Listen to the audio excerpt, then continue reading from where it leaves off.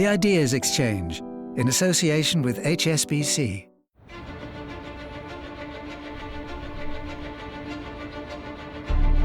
Business titans are shaping the modern world. They've revolutionized our lives with technological innovation. They've forged new relationships between entire continents. Their decisions affect what we do, how we work, where we live. In the Ideas Exchange, top executives travel the world to question one another. I'm very well. How are you? Good to see you. They come head to head to reveal the challenges they face and how each of them has achieved success. Whenever conventional wisdom tells you you must not do something, I think that's the perfect time to get stuck into it and and make it work.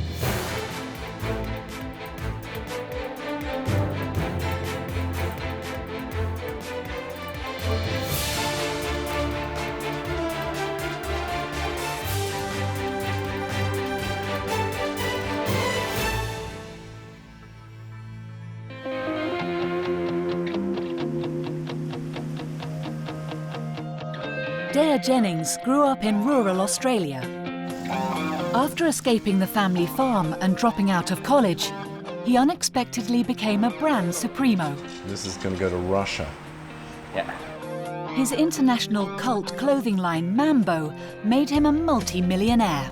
It was political, it was satirical, it was clothing, it was surfing, it was all these the kind of things that myself and the people that I knew enjoyed. His new brand, Deus x Machina, sells everything from motorbikes to surfboards.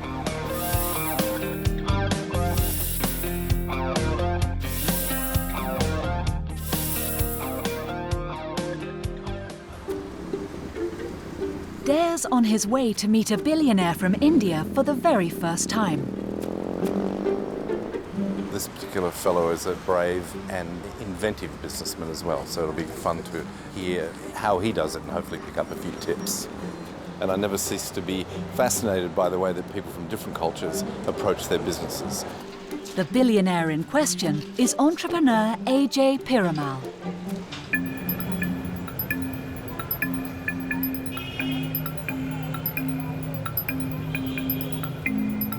Ajay Piramal inherited his family textiles business in India in 1984, but then confounded everyone by investing in pharmaceuticals. He later sold his generic drugs business for $3.8 billion.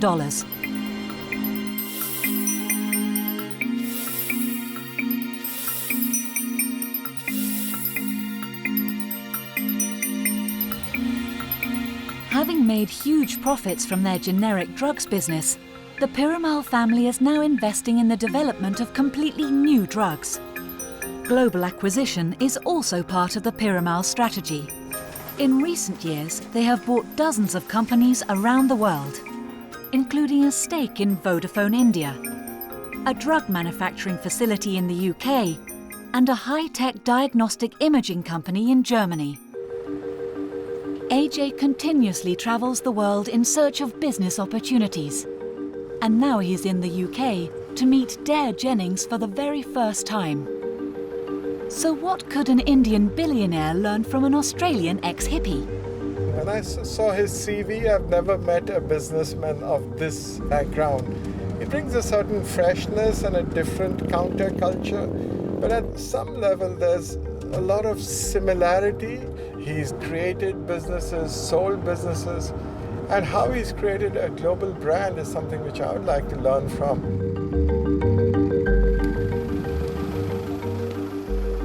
The two entrepreneurs are to interview each other at Asia House in London. They'll talk openly about their business philosophy. AJ, I presume. And they'll reveal the strategies which help them make their fortunes. I'm really looking forward to this meeting. Dare rejected the whole idea of working on his father's farm, which prompts his first question to Ajay. I've always been fascinated by the dynamics of family businesses and how they can be a strength or a weakness, as it were. So I just was wondering what your candid views on the subject were. One of the biggest advantages that you can take a long-term view of how businesses are run. Therefore, we've consciously taken the decision that as long as the family is cohesive, we should remain in business together, or even to the other extent that even before you anticipate a problem, if there are issues with the family, you sort it out. Key business decisions in the Piramal Group are often made around the family dinner table. It is the family name which is the strongest brand, which attracts investors, it attracts lenders of money as well as customers. They have a certain level of confidence if they see their brand. The family's philosophy and Hindu faith are the inspiration for the Indian art and granite sculpture displayed in the Piramal Group's headquarters in Mumbai. You're a spiritual man. How do you find spirituality and business goes together? Hinduism is much more than ritual, and in some ways actually it's the basis of a great entrepreneur. It talks about how integrity is very important. It again talks about how humility is important, how you have to be fearless, how you cannot have greed and anger. I think all these are important in business. We are just custodians of the wealth, and if you don't distribute it to all concerned, then you are a thief. Ajay was thrust into running the company while still in his 20s after a double family tragedy. My father passed away all of a sudden just in a few seconds when I was 24 and I was with him. And then my elder brother, who was leading the business, developed cancer when his age was only 33 and passed away when I was 29. Inheriting the family textiles business was a mixed blessing. The whole industry was in crisis and the company was losing money. So in 1988, Ajay took a radical decision and went into pharmaceuticals. You've made some pretty big leaps from textiles, which is a very traditional industry, but then you've gone into pharmaceuticals, and that's quite a leap, just in terms of knowledge. So what was that like to go from one thing to the other? I probably thought that the future was not so good in textiles, and therefore thought, let's look at something which is more sunrise, which would be better for India as a growing country. And that's what I was fortunate that I got an opportunity to invest in a pharmaceutical company. It was very different. From the late 80s, many international pharmaceutical companies decided that they had no future in India. Most of the global pharmaceutical companies thought that India was not an exciting place to be in. There was no intellectual property, drug prices were controlled, and as a result, many of them wanted to exit out. The withdrawal from India by parts of companies such as Hearst, ICI, and Boehringer Mannheim was the perfect chance for Ajay to buy businesses where he could see potential. So how long did it take with your pharmaceuticals before a transition was made and you felt that it was really operating well? We went in a heavy investment mode. And when we started investing, most people actually questioned us. I still remember most of my friends and colleagues in the textile industry thought that this was crazy. Why is he leaving textile, which is such an industry to have been for so many years, and going into something else? And pharma people thought that what would this outsider who doesn't know a thing about drugs do? So that was a good position to be in. Nobody thought you'll be successful. Whenever conventional wisdom tells you you must not do something, I think that's the perfect time to get stuck into it and kind of and make it work. Ajay may have a different style to Dare, but he too believes in taking calculated risks. Leadership is when you have the courage to do something. If you have a strong conviction about it, then one must go about doing it. Ajay has consistently adapted fading assets to new uses. When his site in Mumbai became too small for his pharmaceutical business, he converted it into India's first shopping mall. Till 99, there was no shopping complex. And 1999 was the first shopping complex. And now there are more than 2,000. And I'm sure they all said, no, India doesn't need a shopping mall. It'll never work here. Exactly. And they felt that there was no need. But on many, many weekends, we had more than 100,000 people visiting it on a day. Wow. And as a result, shopping centres sprung up all around the country. Yes.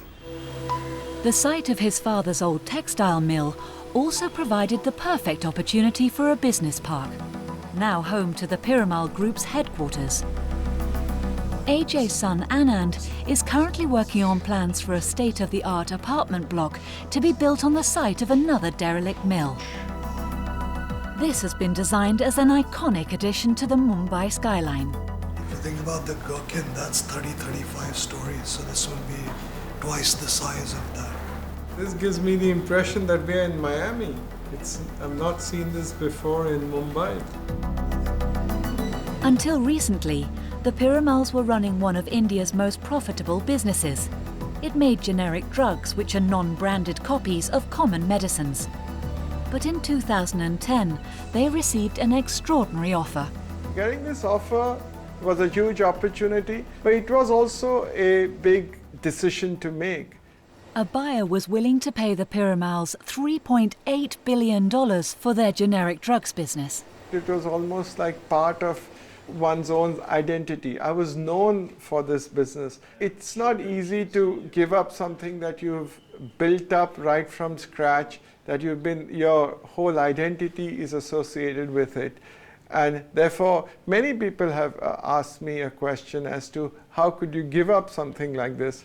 We all as a family decided that this would be the right decision. As you sit here now, how do you see your ambitions for the companies? When we sold out our branded generics business, the question then was that should we just sit back, distribute all the money as dividend and relax, or should we do something else? And that's when I thought it was my obligation to really create a business which would be for the future. We thought that we should invest in drug discovery. So the Piramals decided to move into high-risk research and development of new drugs, where large sums of money can be spent on treatments which might never come to market, but profits can be huge. Drug discovery and development really depends on people, and you can make the difference. We're trying to get the best of what is in the West and what we have. The company has recruited scientists who have studied and worked abroad. Till now, there's no Indian company that has yet discovered and launched a drug globally, and therefore this has been a challenge. The Piramals are hoping their investment will yield important new treatments for cancer, diabetes, and Alzheimer's disease. So this is what you're looking at is one of our anti-diabetic drugs that we are working on. And then the green is the insulin-producing cells, which is pretty much distributed throughout the islet of the pancreas. So which of our drugs are you This doing? is 7036, so in a model of obesity and diabetes. Yeah. Do you feel, as your business has done very well, that you still have obligations to India as a country? I think I owe a lot to India. Whatever I am today, it's because of the country. Indian trade 300 years ago constituted 21% of the global trade. At the time of independence, it had come down to 1%. We are somewhere in that region, still in single digits. So I think the 21st century, as we all know, is going to be a century of new emerging markets. India is going to be one of them. And if we can go into the highest form where knowledge is really most valuable, it is in discovery. Whereas India was once run by Britain, now India has come to the rescue of companies in the West, including Britain, and turned them around. The Piramals have bought an established drugs manufacturing plant at Morpeth in the UK. And the reason why we did it is that they had a very strong record of serving customers well. There was a lot of technology available, and we got very highly skilled and trained manpower. Operations here are overseen by Ajay's daughter Nandini. This plant needed some more impetus to make it into a profitable venture. And that's what we've been able to do in the last 5 years. I think the way businesses are moving, it will be to get the best out of each country. And the way I'm trying to fashion our business in a way that we can get the best people, the best processes, the best materials, the best scientists from all over the world, and therefore not say that it is an Indian company or it is an English company, but it is truly a global organization. Dare too has plans to globalize his brand Deus ex Machina and wants AJ's opinion about the prospect of launching in Mumbai and Delhi. Do you think the youth of India would be open to, the global ideas that I'm interested in? In India, the youth is upwardly mobile. If it is a product which people think is meeting their aspirations, then the market is huge. And we've seen that in so many industries. You have a good opportunity to do business in India. Welcome. Indian billionaire Ajay Piramal is exchanging ideas with Australian multi-millionaire and brand supremo Daren Jennings. Daren Jennings made a fortune without even meaning to. After dropping out of college and drifting for a while, he got the inspiration for his surf clothing company Mambo when he saw someone wearing a t-shirt he wanted, which had already sold out. I went, damn, if I printed those t-shirts, I could sell them to him and other people like that. That was my first little step into business. He surrounded himself with like-minded people, followed his gut instinct, and created a distinctive brand which attracted a cult following.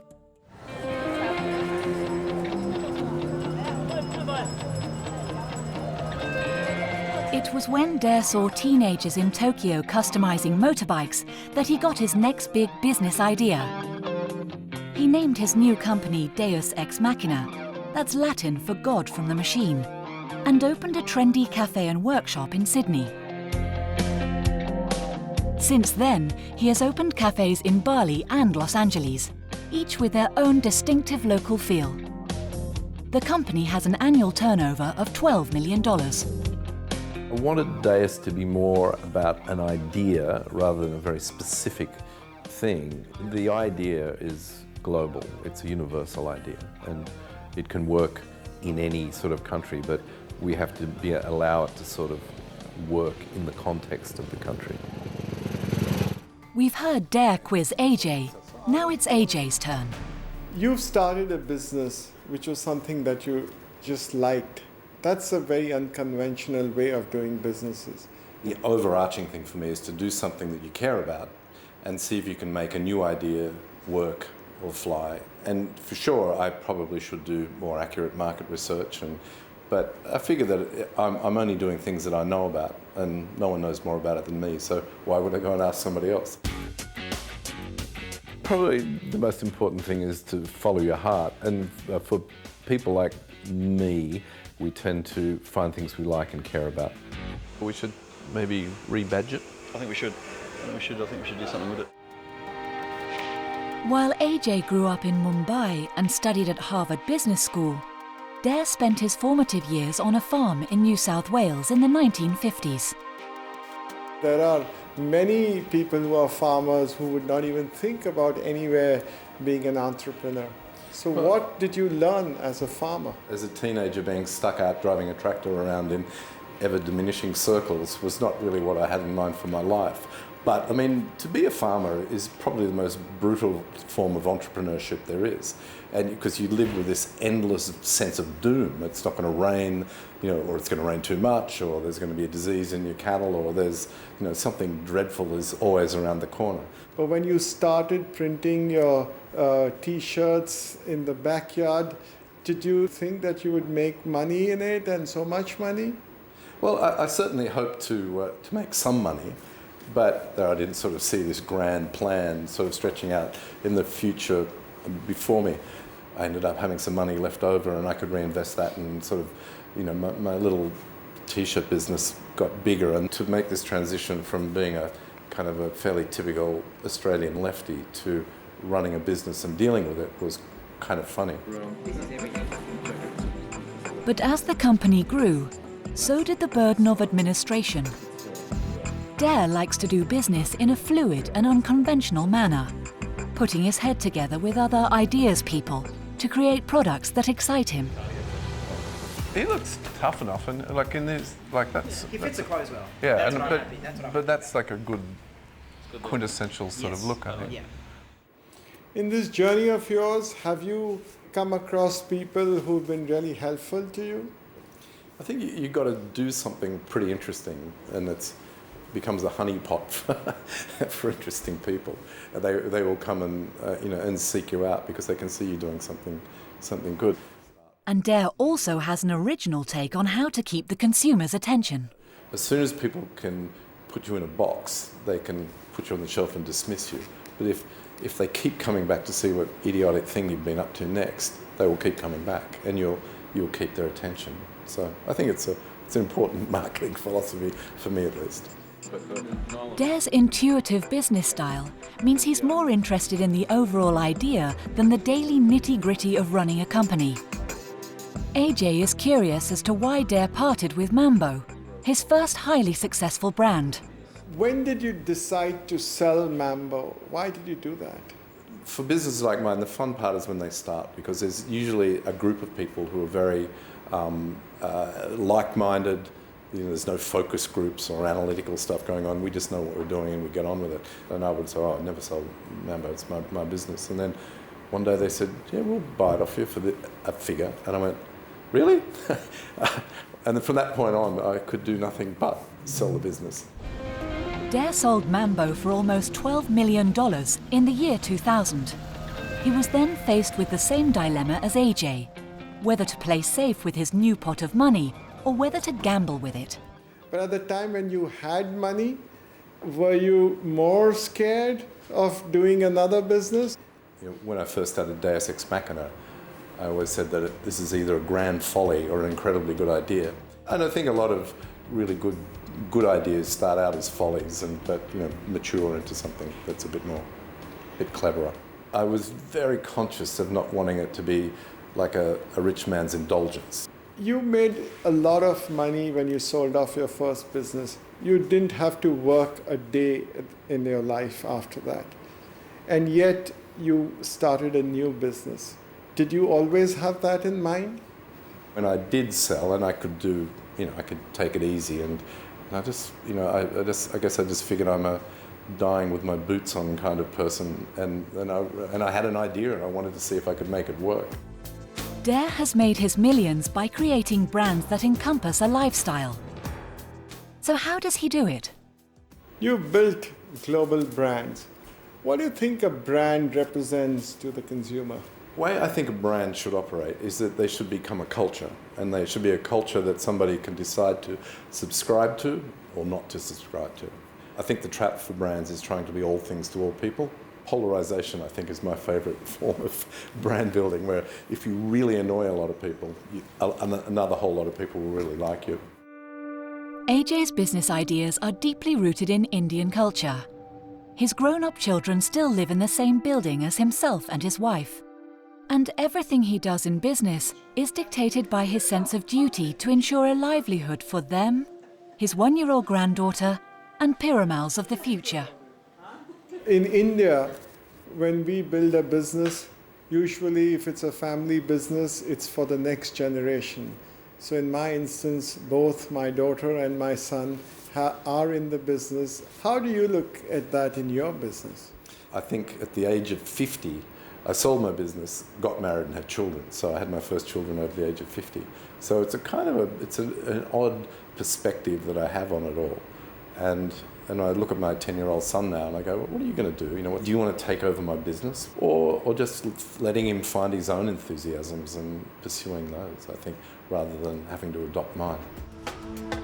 Although Dare and AJ come from totally different cultures and business backgrounds, they both think outside the box. They've sold successful businesses to pursue new global ambitions, and they share a determination to go against the grain. He's a delightful guy, complete gentleman. I really enjoyed the discussions about the family businesses and how he sees the business as being something for his family. It's a completely different approach to mine, so it certainly gave me pause for thought. I really enjoyed my talk with Dare. He comes from a different background. He's the son of a farmer, been a very successful entrepreneur. I learned a lot of how to look at business from a different viewpoint.